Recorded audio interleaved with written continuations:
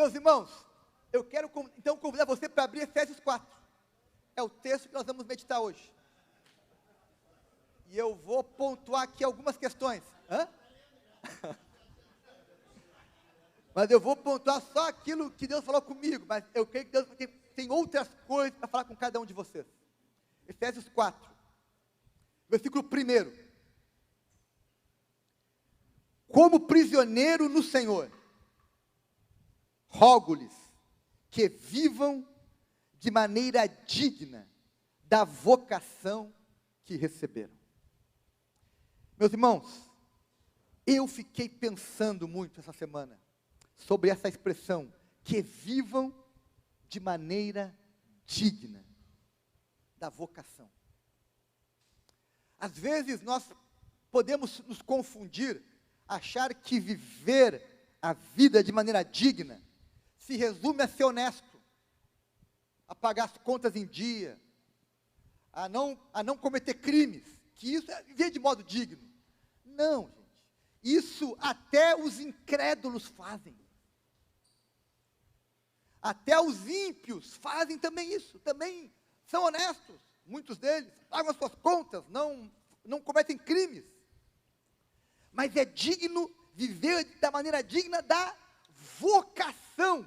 Vocação é o quê? Chamado, missão. Vivam de uma forma que combine com o chamado que vocês fizeram. Lembra que alguém só se converteu, né, Edmundo? Alguém só se converte depois que ouve Jesus chamar o seu nome. É ou não é? Primeiro eu ouço Jesus me chamar, digo sim para Ele, me converto, sou batizado, começo na fé. Ok, eu ouvi Deus me chamar, eu disse sim, eu vou seguir Jesus agora.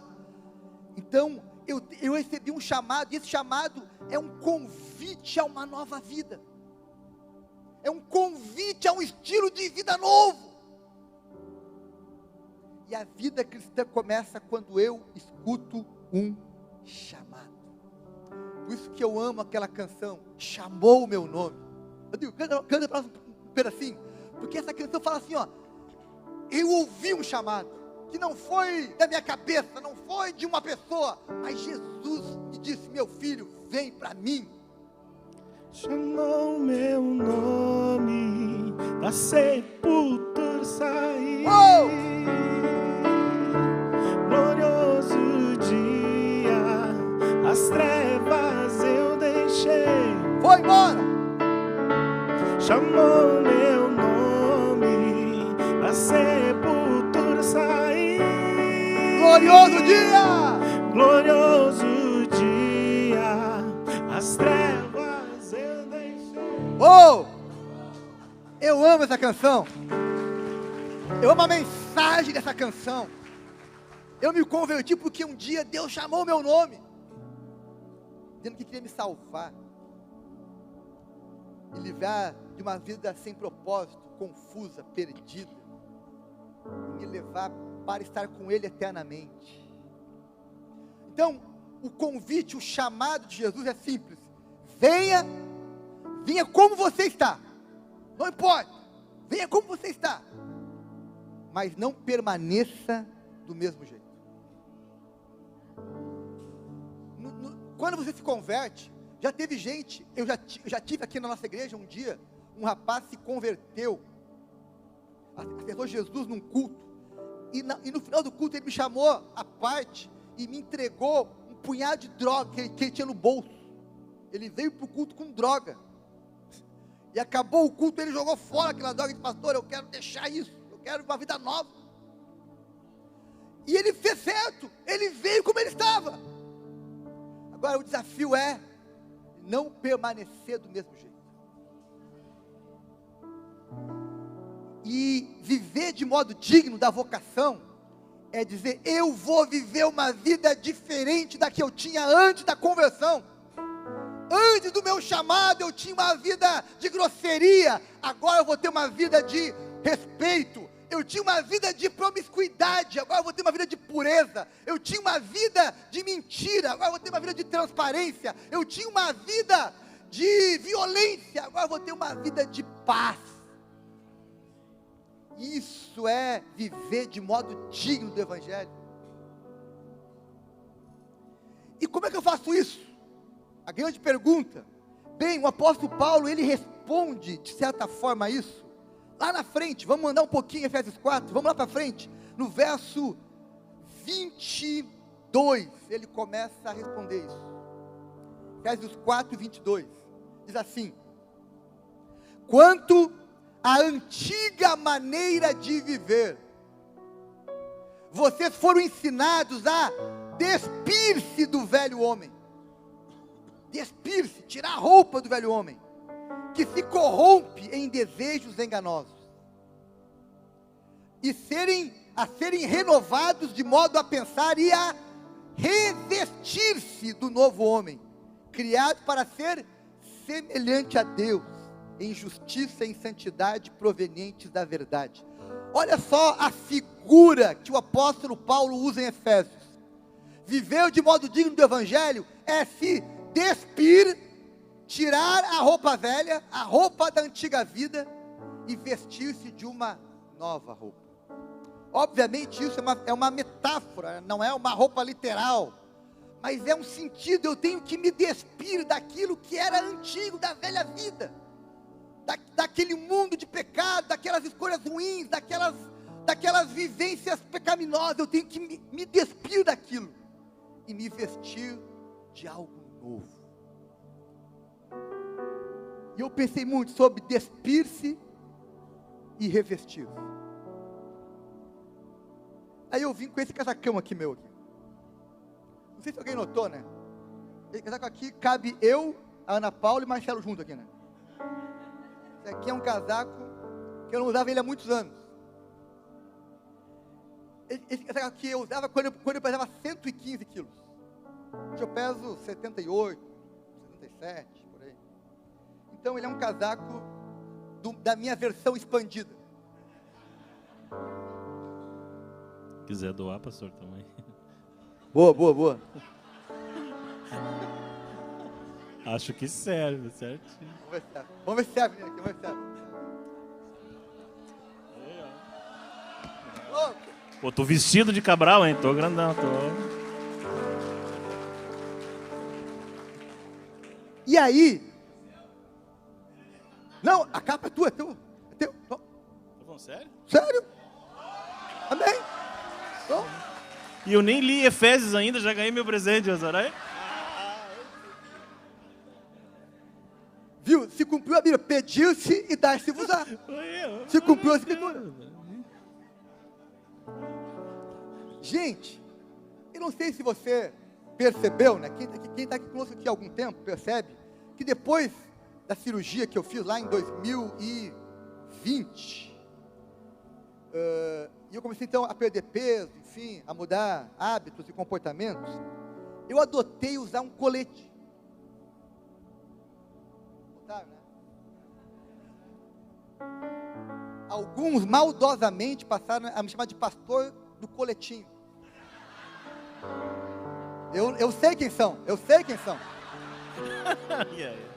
Está anotado. Ele está vendo.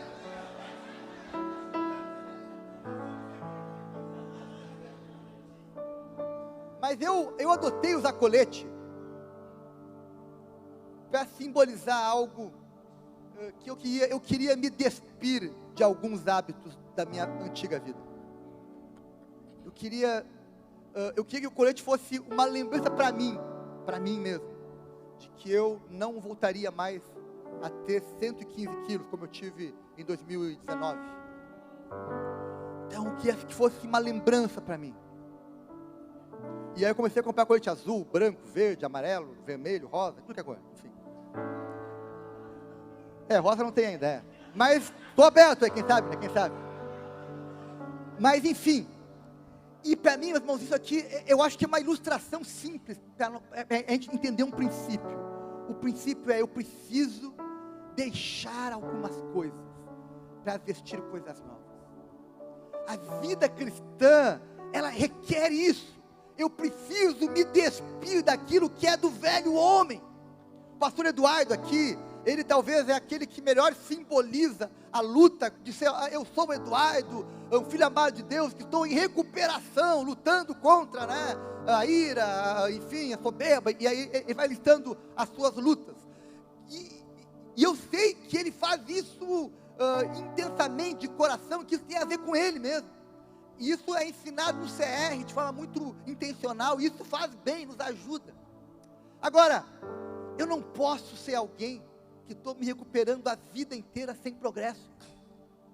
Eu não posso ser aquele que estou sempre tropeçando na mesma coisa constantemente.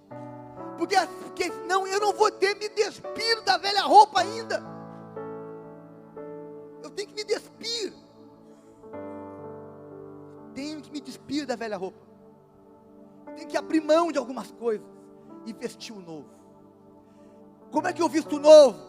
Bem, eu preciso então buscar ajuda. Eu preciso de um personal style, né? Um personal de moda. Eu preciso de alguém que me ajude. Bem, você tem alguém. Ele tem nome, é o Espírito Santo de Deus. Ele está em você. Ele quer te ajudar a se vestir de modo diferente, a ter um novo estilo de vida, fazer novas escolhas. Você já tem Ele com você. E você pode adquirir roupas novas, indo para o Recomeçar, indo para o CR, indo para os cursos bíblicos, indo para o PGM, vindo aos cultos. Você vai estar lendo a palavra de Deus, você vai estar ali, tendo ideias das roupas novas que você precisa. Roupas de pureza, de santidade, de integridade. E aqui o apóstolo Paulo vai dizer, olha só, verso 25, ele segue dizendo: portanto, cada um de vocês deve abandonar, despir-se a mentira, falar a verdade ao seu próximo, pois todos somos membros do mesmo corpo. Quando ficarem irados, não pequem. Eu posso ficar irado sem pecar? Posso. Se eu ficar irado e não machucar ninguém com palavras ou com ações, amém, eu fiquei só irado, foi só uma explosão. O problema é quando eu pego a minha ira e transformo aquilo em violência verbal, violência física, aí eu pequei.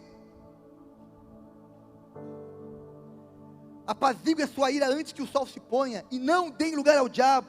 Ele continua: nenhuma palavra torpe saia da boca de vocês, mas apenas o que for útil para edificar os outros. Meus irmãos, palavra torpe não é apenas palavrão, palavras de baixo calão, isso também é, mas também é palavras que machucam, que violentam, que machucam, que ferem as pessoas. Não sai da sua boca palavras que vão ferir, ofender, caluniar, agredir verbalmente outras pessoas. Por isso, meus irmãos, o apóstolo Paulo aqui está dando aqui exemplos. Ele vai falar mais isso no capítulo 5, 6, e também nas demais cartas, sobre a necessidade de se despir do velho e vestir-se do novo. Quem aqui entre nós veio disposto a tirar a roupa velha e colocar a roupa nova? Quem? Aleluia! Essa é a nossa igreja, meus irmãos. É para isso que eu venho aqui pregar. É para isso que nós estamos abertos, fazendo retiro, fazendo CR, fazendo PGM, para que você encontre forma, ajuda para se despir de algumas coisas e se vestir de outras. Esse é o chamado do Evangelho. Amém, meus irmãos? Então, essa primeira parte de Efésios 4, a lição é essa: vivam de maneira digna da vocação que foram chamados. Não envergonhe o Evangelho. Não seja motivo de vergonha do Evangelho. Se você não pode ajudar o Evangelho, não prejudique, pelo menos, com mau testemunho, com mau comportamento. Então, vivam de maneira digna da vocação. O texto depois segue, e agora ele vai falar um pouquinho sobre a missão do cristão na igreja local, e aqui ele usa o corpo. Eu vou sublinhar aqui, antes de entrar na missão, vou fazer aqui um parênteses, porque no verso 2, tem aqui uma lição que eu queria dividir com você. Diz assim: sejam completamente humildes e dóceis, pacientes, suportando uns aos outros, com amor. O que é suportar uns aos outros? Aguentar esse cara, né? Lá vem ele de novo. Não, suportar não tem a ver com isso, com esse lado pejorativo de aguentar alguém inconveniente, alguém, né, xarope. Não. Suporte para mim tem a ver com mutualidade. E há 3 figuras que eu queria que você tivesse clareza na sua mente para agir de forma correta. Uma figura ruim é a codependência. Codependência, em resumo, é você depender demais de alguém. É uma dependência doentia. É quando alguém perde a autonomia, perde a capacidade de dizer não, perde a capacidade de colocar limite. E, meus irmãos, tem muito relacionamento que é de codependência. Por que tem, por exemplo, mulher que apanha do marido, apanha de um homem, é abusada, é maltratada, e fica com ela e não larga o cara? Por quê? Porque ela criou uma relação de codependência. Ou vice-versa, homem que é maltratado por mulher, enfim, sofre um monte de humilhação, e mais, e não larga. Por quê? Porque ele está ali codependente. Ou aquela relação, né, quando tem um usuário de droga da família, e todo mundo se envolve com ele, e todo mundo fica dependendo dele, e parece que vive em torno dele. É codependência, isso não é bom, isso não faz bem, isso é doentio. Também não é bom a independência. São aqueles que dizem, eu vivo do meu jeito, eu saio a hora que eu quero, eu volto quando eu quiser, eu faço o que eu quiser, o dinheiro é meu, o carro é meu, a vida é minha, eu faço o que eu bem entender, ninguém se mete, eu sou independente. Bem, esse tipo de gente também não está numa boa jornada. Ele está indo para um caminho de isolamento, de solidão, de quebrar ponte, de ficar sozinho. É o caminho da independência. Agora, qual é o caminho saudável? Que tem a ver com suportar uns aos outros. É o caminho da interdependência. Sabe qual é o melhor exemplo de interdependência? Uma família. Uma família funcional. Meu exemplo, eu vivo com a Ana Paula, com Sara e Miguel. Essa é a nossa família nuclear. Beleza. Eu poderia, se eu vivesse sozinho, independente, eu ia estar nem aí para eles, eu ia fazer o que eu bem quisesse. Mas eu escolhi ser com eles interdependente. Então eu digo onde eu vou, eu digo o que eu vou fazer, mas eu divido com eles os meus sonhos, as minhas preocupações, eu divido com eles as minhas alegrias, as minhas dores, eu cuido deles quando eles estão doentes, eles cuidam de mim quando eu estou doente. Isso é interdependência. E isso vai sendo ampliado para a igreja, para os grupos da igreja, onde eu decido depender dos meus irmãos e partilhar com eles as minhas alegrias, as minhas lutas, o meu tempo. É uma interdependência. Eu não estou preso a ninguém, não, mas eu escolho dividir com eles a minha vida. Por isso que eu convido eles para ir na minha casa, por isso que eu vou na casa deles, por isso que eu celebro o meu aniversário com eles, por isso que eu ouço eles, por isso que eu oro por eles, por isso que eu me importo com eles. É interdependência. Isso é suportar uns aos outros, em amor. Não para explorar, não para ter vantagem, não, porque eu amo, porque eu escolhi isso, porque eu escolhi. Meus irmãos, uma coisa que nós falamos muito aqui na igreja, daqui o Rodrigo que fala muito sobre isso também, que o reino de Deus é um reino de amigos. E coisa boa servir a Jesus já é muito bom, mas é muito melhor quando eu sirvo com amigos. Nossa equipe pastoral, nós estamos assim, eu e o Eduardo, há 12 anos juntos, né, Eduardo? 12 anos trabalhando juntos. Rodrigo há 11, né? 12 também, foi junto. Então 12 anos com o Rodrigo. O Marcelo já está há 8.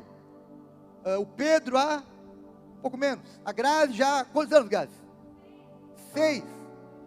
Meus irmãos, a gente só está junto há tanto tempo porque a gente é amigo, porque a gente gosta de estar junto, porque a gente se perdoa facilmente, a gente lida bem com as diferenças.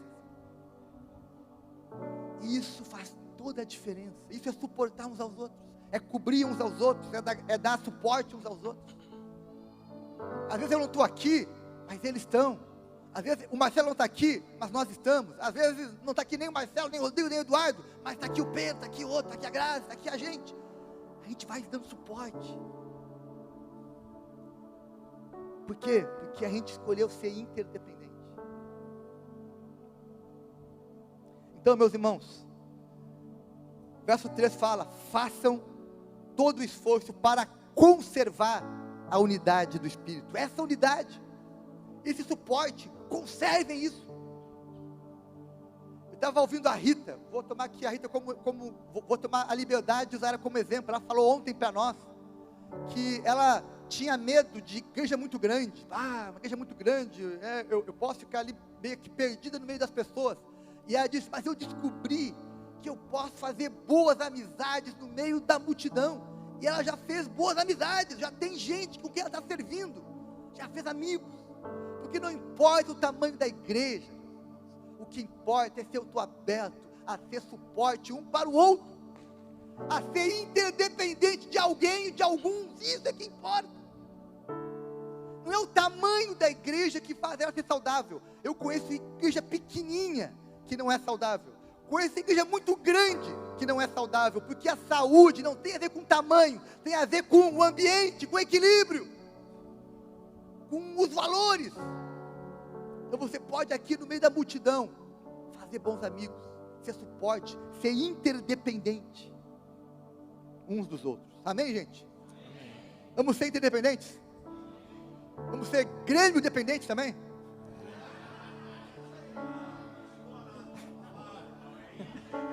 Tá bom. Voltando para Efésios 4.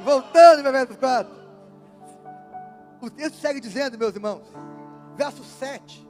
Vem para cá agora. Olha só. Porém, cada um de nós recebeu um dom especial, de acordo com o que Cristo deu. Eu queria que você tivesse duas certezas. Primeira, você tem um dom especial, ou dons especiais, você tem um chamado, você tem o Espírito Santo na tua vida, amém? Não diga: eu tenho dons. Amém. É uma verdade, você tem que ter certeza disso. E a segunda certeza é que o teu irmão também tem. O teu irmão também tem. Pastor, mas ele é novo na fé. Não tem problema, ele também tem. Pastor, ele é chato, ele é inconveniente. Ok, mas Deus deu a ele dons. Deus quer usar ele também. Não importa. Não importa se ele é jovem, se ele é velho, se ele é rico, se ele é pobre, se ele é culto, se ele é, enfim, mal instruído. Não importa. O que importa é que Deus dá a todos dons, virtudes. E eu preciso ser capaz de enxergar o Espírito Santo também no outro. E ouvir Deus através do outro também. Eu preciso, porque isso vai me conservar no mundo dos humildes e normais. Não no mundo daqueles que são os iluminados. E os demais não sabem nada. Não é assim. Então creia nisso. E se tu tem um dom, se tu tem habilidade que Deus te deu, não seja negligente com o dom que há em ti. O apóstolo Paulo falou isso: não te faças negligente para com o dom que há em ti. Negligente é quando eu paro de usar os meus dons, paro de fazer a obra que Deus colocou nas minhas mãos. Meus irmãos, talvez o teu sonho no futebol aqui, vou usar aqui o futebol como ilustração, tá? Talvez o teu sonho é ser aquele centroavante artilheiro, que faz 10 gols em todo jogo, que é o artilheiro do campeonato. E aí tu quer jogar de centroavante, quer fazer gol. Mas, meu amigo, teu negócio é ser zagueiro, é ficar lá atrás rebatendo bola, é se antecipar, é jogar lá atrás.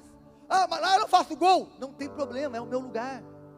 Mas lá eu não vou ser aplaudido tanto como centroavante. Não tem problema, o treinador está vendo você. Jesus está te vendo ali. Ele te escalou para ser zagueiro. Joga na zaga. E te alegra com isso, seja feliz com isso. Não tente fazer aquilo que Deus não te chamou para fazer. Eu gosto de me lembrar, meus irmãos, que eu não tenho que ser o melhor, eu tenho que ser fiel. O negligente, ele pode ser até bom, mas ele não é fiel. O fiel é aquele que vai fazer a sua parte, com alegria, com esforço, vai fazer a sua parte. Eu me lembro de uma história que eu ouvi do Dedé Santana. Quem conhece aqui o Dedé Santana? Que foi dos Trapalhões. Trapalhões é só para a minha geração, né? Os mais jovens não sabem quem é, né? Mas o Dedé Santana foi um grande humorista, enfim.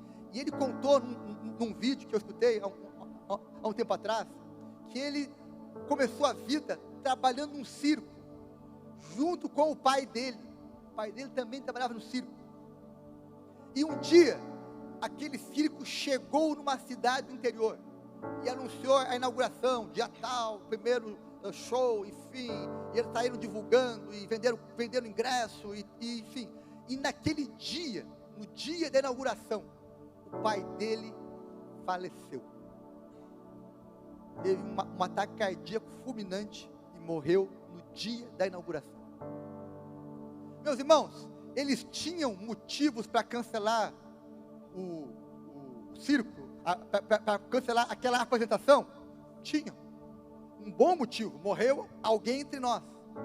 Mas sabe o que o Dedé e os seus irmãos e amigos decidiram fazer? O show não pode parar. Nós vamos fazer a nossa apresentação. Vamos chorar antes, vamos chorar depois, mas nós vamos manter o nosso compromisso. Meus irmãos, e quando ele falou aquilo, eu fiquei pensando, uau, isso que é senso de entender a minha missão, é entender que Deus me chamou para fazer algumas coisas que eu tenho que fazer mesmo quando eu não estou bem. Meus irmãos, não é sempre que eu venho para o culto ou para alguma atividade bem, animado. Às vezes eu estou aqui, mas estou com um monte de problema. Às vezes quem vem aqui cantar, está aqui cantando alegremente, mas está pensando num monte de problema em casa para resolver. Um monte de pressão, de luta. Mas nós entendemos que a minha dor não pode me impedir de cumprir o meu chamado, a minha missão. Amém? As minhas responsabilidades têm que ser levadas adiante, mesmo com que eu tenha dores, ok? É da vida. Eu não posso parar. Se eu for esperar estar com tudo bem para servir a Deus, eu nunca vou fazer nada. Eu sempre vou ter um bom motivo para não fazer alguma coisa. Eu gosto muito de uma expressão da Ana. A Ana volta e meia, quando tem um dia muito puxado, né, que faz muitas coisas, e tem dias que ela, enfim, se desdobra fazendo várias coisas, ela diz: Deus, eu vou oferecer a Ti o quê? O meu sacrifício vivo. Hoje foi o meu sacrifício vivo, né? Eu estava no limite do meu esforço, cansaço, mas eu fiz aquilo que o meu Senhor colocou nas minhas mãos para fazer. Senso de missão, de responsabilidade. E aí o texto vai falando que nós temos que fazer a obra. E meus irmãos, eu tenho ouvido muitas pessoas entre nós darem boas desculpas para não fazer a obra de Deus. Ah, pastor, eu não gosto do fulano. Pastor, o Beltrano não me entende. Pastor, eu não tenho oportunidade. Eu quero fazer lá e não me dão chance. Ou então, pastor, estou muito ocupado agora, estou trabalhando muito. Agora eu estou estudando. Agora eu estou com, enfim, e tem muitas desculpas. Mas eu quero dizer uma coisa. Eu espero e eu sonho com uma igreja onde o nosso propósito é maior que qualquer desculpa, amém? Que o nosso propósito seja maior que as nossas desculpas. Eu quero exemplificar isso de uma forma bem pedagógica e bem simples.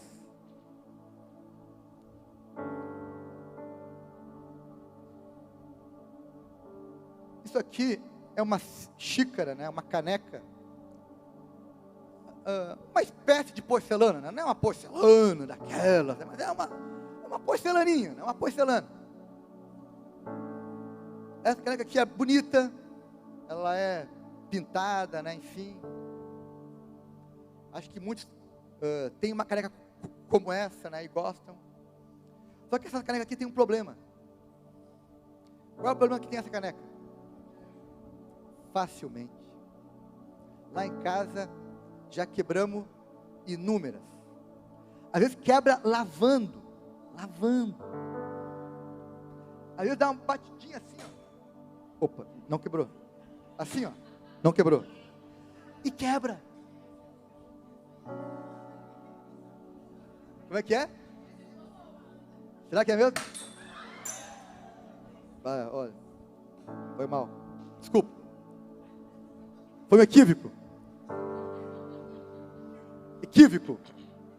Mas essas canecas, elas me lembram algumas pessoas. Bonitas, belas, mas qualquer coisinha elas quebram. Não tem longevidade. Não dura. Qualquer contato quebra. E o que acontece com essa aqui que quebrou agora? Ela vai para onde? Vai para o lixo. É descartada. Quebrou. E aí tem muita gente bonita entre nós, que por qualquer atrito, por qualquer problema, por qualquer frustração, desiste. Vai embora. O que tem de gente, meus irmãos, na rede social, falando mal da igreja, falando mal do evangelho, de Jesus, dos líderes do mundo, para mim são porcelanas frágeis, que se aborreceram em algum lugar, com alguma igreja, com algum pastor, com algum irmão, com algum músico, com algum recepcionista, se aborreceram e resolveram o quê? Sair, ficar indiferente, ficar revoltado, falar mal na rede social, virar um influencer crítico. Canecas de porcelana. Agora, eu tenho também lá em casa uma canequinha dessa, de alumínio, Marcelo. Baratinha. É meio feia, né? É simplesinha, né? Mas pensa uma coisa. Quando está calor, sabe aquele verão quando está gelado, quente, tudo quente? Pega uma canequinha dessa, põe no freezer. Ali, deixa ela gelar um pouquinho ali. Tu tira ela, tá geladinha, tu põe uma água, um suco, alguma coisa, vai ficar gelado. Vai conservar gelado. Alguns falam, até uma cervejinha, né? Ok, eu sei, tô de olho. Mas ela conserva, gelado. No inverno agora, no frio, quer fazer um chá. Meus irmãos, o chá de caneca é muito bom. É muito melhor que aquele chá de micro-ondas, né? Vamos combinar, né? Chá na canequinha ali, fica quente, curtido.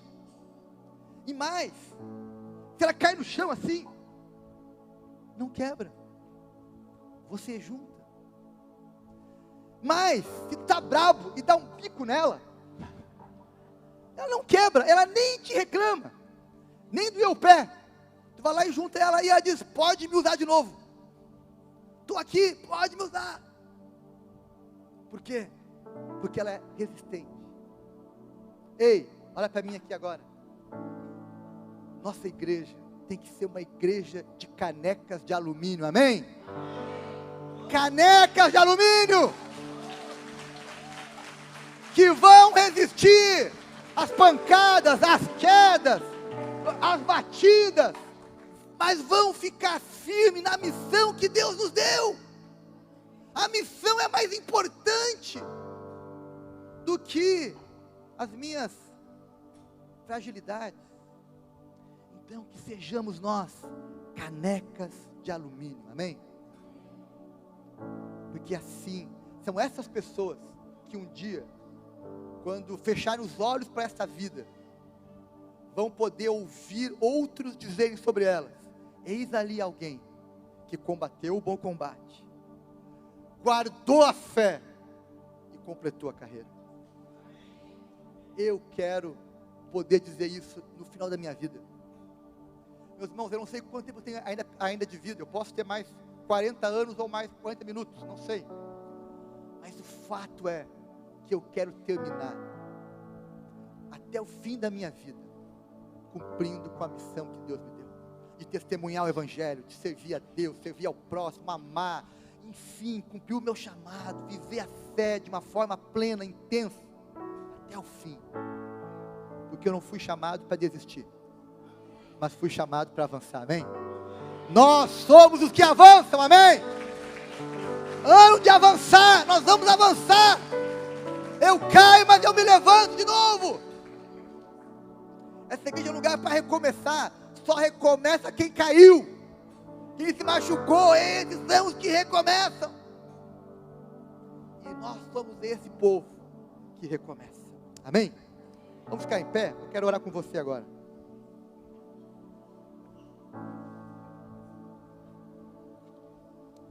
Vou pedir ali para o pessoal, André, se puder, junta aqui esse equívoco aqui, né? Esse equívoco. Para que ninguém pise ali e se machuque no final. Eu não queria quebrar, eu queria só lascar um pouquinho, mas caneca assim, né? Porcelana quebra fácil. Vou ter que comprar uma nova Pedra Paula agora, né?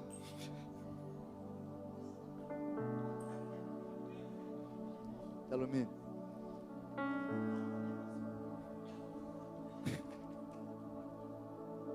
Meus irmãos, obrigado, Leandro. Eu queria orar com vocês sobre duas palavras que estão em Efésios 4. Duas palavras que eu queria que nós orássemos a partir dessa palavra. A primeira, é no verso 28, que diz o seguinte: não deem lugar ao diabo. Dar lugar ao diabo é convidar o diabo para entrar num lugar que ele não deveria estar. Por vezes, muitos cristãos dão lugar ao diabo na sua vida. Dão lugar. Começam a agir do jeito que o diabo gosta. Já ouviu essa expressão? Tá como o diabo gosta. É.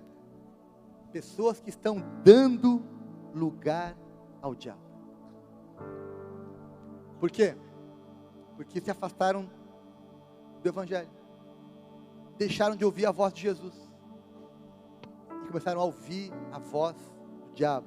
Chamando ao pecado. Chamando às trevas. Ao engano.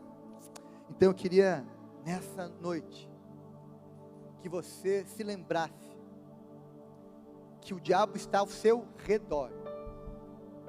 Seu derredor, né? Ali. Está perto de você.